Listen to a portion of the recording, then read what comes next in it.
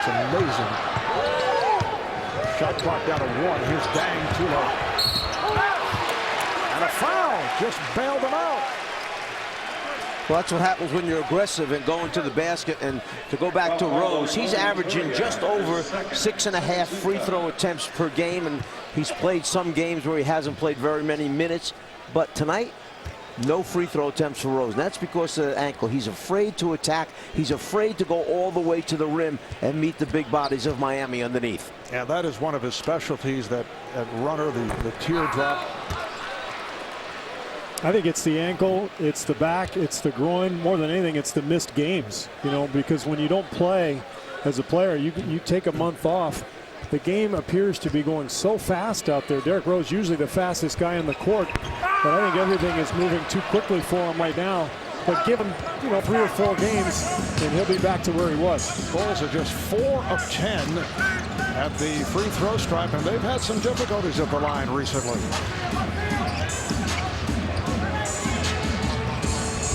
Bosch kicks it out. Chalmers back to Bosch. Yes. 9-1 run by Miami, so they come right back. They lead by 8 and all. We're seeing the Miami offense pick apart the outstanding Bulls defense. It's Memphis. That'll be followed by Inside the NBA, presented by Hyundai. And then Tuesday on TNT.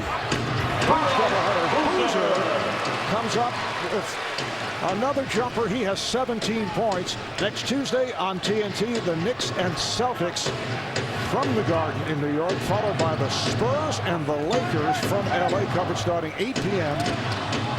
Eastern time. And what a job by Greg Popovich with the San Antonio Spurs. Coach of the year. Well, he and Tom Thibodeau, the leading candidates. Strong move by James. It's a goaltend. Called on Joakim Noah. I think because Thibodeau won last year, he has no chance this year, which is kind of ridiculous. It's just the way the voting works. But with all the injuries that the Bulls had, Thibodeau definitely deserves recognition. But I think Popovich, with what he's done with that club, is going to run away with it. Turiaf with the block. Noah fires it up and he draws the foul. You say that so matter-of-factly that that's what happens. Don't you agree? No. I mean, a coach has never won Coach of the Year twice in a row. I'll bet you didn't know that. It's never happened. Never happened. I did not realize that. That's why we're here to help you. I'm glad to see how you embrace Steve. It's almost like for the first time. You can't be comeback player of the year 2 years in a row, right? It's the same thing with coaching. You know, the story, though, with Coach of the Year usually has been, for example, Phil Jackson certainly deserved it many more times, as did Pat Riley. But it usually would go to the coach of the team that pulls off the surprise. Right. Even though he really might not be Coach of the Year. I mean, you could throw Scott Brooks into the conversation again, but he's not going to win it. I mean, you could throw Doc Rivers into the conversation right now with what's going on in Boston right now. I agree. Thank you. It hurts, but I do. Now, I have a vote for Coach of the Year. I don't know if you guys do. I know the Czar has never recognized that department. James is able to hit one down from the angle, but I would not think that way. I mean, I'm not sure who I'm going to vote for, but I wouldn't say, well, so-and-so won it last year, so he can't win it again. Why don't you tell us right now? Well, you're the exception. I don't reveal until the end of the season. Derrick Rose saying it's about time. Missed his first 7, knocks down the jumper for his first field goal.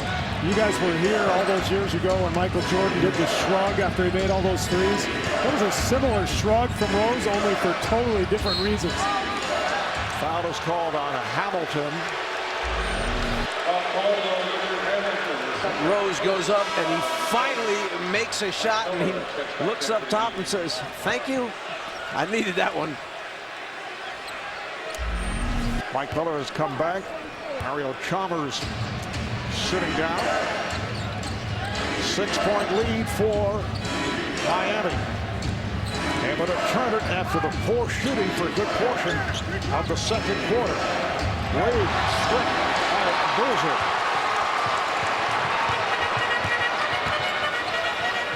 Rose had a notion, gave it up. Hamilton with the save. Shot clock showing 10. Here's Rose making the turn. Rose with the driving shot. Miller rebounds. I think for Chicago right now, it's just about hanging into the game until they can get to their bench. And then Miami has to go to their bench. James. Here comes Rose. Bulls on the run. Rose all the way. Rejected by James. It's a 3-on-1. Wade around Hamilton and scores. Where they change ends so quickly. You have a turnover, or they force a steal. They are out and running, and that time they had 4 red jerseys at the offensive end of the floor. 5.5 left in the third quarter. Miami has hit 7 of its last 8. Another steal by the Heat. A lot of deflections here. This is a problem for the Bulls the last 2 games against the Knicks. Wade committed. He was in the air. And it results in a turnover. Watch LeBron come from behind. Rose doesn't expect him to be there. He sees the jerseys in front of him at the other end of the floor. Wade with the little head fake and then the floater along the baseline. This is where they're so devastating. If they get out in transition, there's almost nothing you can do. And that's why you just can't turn the ball over against them. But tonight, the Bulls have 11 turnovers that have turned into 10 points. For the most part, they've done a nice job. But in the last couple of minutes here, Miami's been able to open it up and get into the transition game. Omer Asik has come on for Joakim Noah.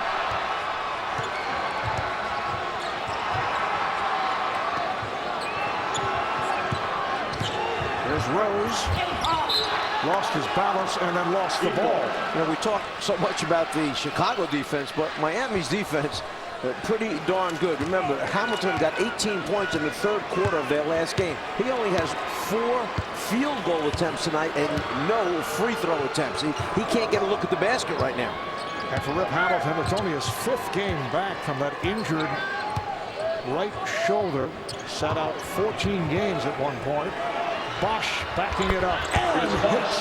And what we're seeing right now, guys, is why I think Miami has a bigger ceiling than Chicago. I think the Bulls are the better regular season team, but Miami has more potential to be great when it counts. The question is, can they turn it on? They did a year ago against the Bulls, and they're trying to do it here in the second half. They've been great.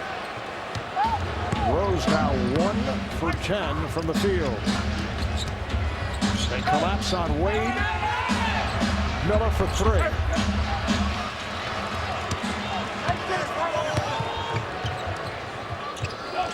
Hamilton played by Miller. Finding Asik.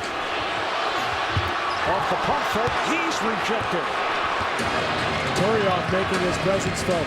Rotating well defensively with Bosch. Really covering up for Miami. James off on that shot. Turiaf with the rebound. And lost it. It'll be Chicago ball. Watch Miami's defense, knowing that Rose wants to penetrate. Watch the red jerseys build the wall so he can't get to the front of the rim. He sees red jerseys all over the place. As a result, turns down the first time. On for Rose. Taj Gibson also checking back in. Chicago down by 10. Nice pass. Another good pass, and Gibson is hammered. It was Dang to Asik to Gibson. And Gibson will go to the line. He was hit by Miller. Just received word that Udonis Haslem, who did not start in the second half. He started the game, but he is bothered by the stomach flu, and his return is questionable. That's why Ronny Turiaf started in the second half. Well, baseball is back, and Sunday, Major League Baseball on TBS returns. Watch the Tampa Bay Rays at the Boston Red Sox. Out of a 1-5 start by the Sox. That's this Sunday, 1:30 p.m. Eastern on TBS. Well, it sounds crazy, but I think the Bulls can make a push here now that Derrick Rose is on the bench. Their offense has been disjointed as he tries to find his game. So the bench of Chicago was a big story in the first half. This is a great defensive lineup. They can create some offense here out of their defense. Shot clock to 2. Joel Anthony, who just came on, is able to hit. When you talk offense Miami, you're not necessarily thinking Joel Anthony. No. But defensively, he makes a mark, particularly on pick and roll defense. He covers so much ground, and he's been a little out of a loop here. Last couple games, did not play for the first time all season against Boston the other night. Watson's shot was off, a scramble for the loose ball, and last touched by Miami. Isn't it amazing the fact that here we are with 10 games left in the season for the Heat, and they're not settled on a rotation. The rookie Norris Cole, we haven't seen him tonight. He was their backup point guard really all season. Last couple of weeks he's struggled. Anthony didn't play the other night. Still trying to find their playoff rotation. But in meeting with Eric Spoelstra, he seemed to be set in his mind what he wants to do. Nice ball movement. Hamilton from downtown as they swing it to the open man, Rip Hamilton, who had a very quiet first half after the big game the other night against the Knicks, with 18 of his 20 coming in the third quarter. So it's a 7-point Miami lead. Shot clock to 3. Step back move by James. Back tap, and it's Dang coming up with it ahead of the field. And you know what, guys, I think LeBron James, that's where he needs to go down on the block and shoot his jump hook and get to the foul line. He's improved there this year on the post, but he never goes there when they really need a hoop. He still reverts to his old form and settles for a long fadeaway jumper. That's where he's got to attack. Miami's lead is down to 5 with just under 2 left. Third quarter. Contact there as Chalmers took a shot.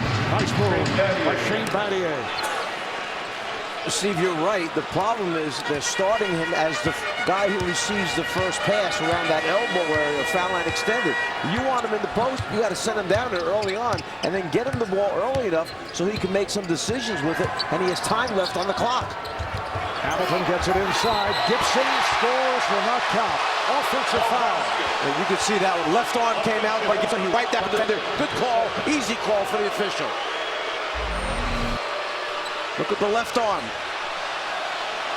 And that's where Anthony does his damage defensively. The rotation and then the ability to avoid the foul, go straight up. That's what Gibson does to other people at the other end.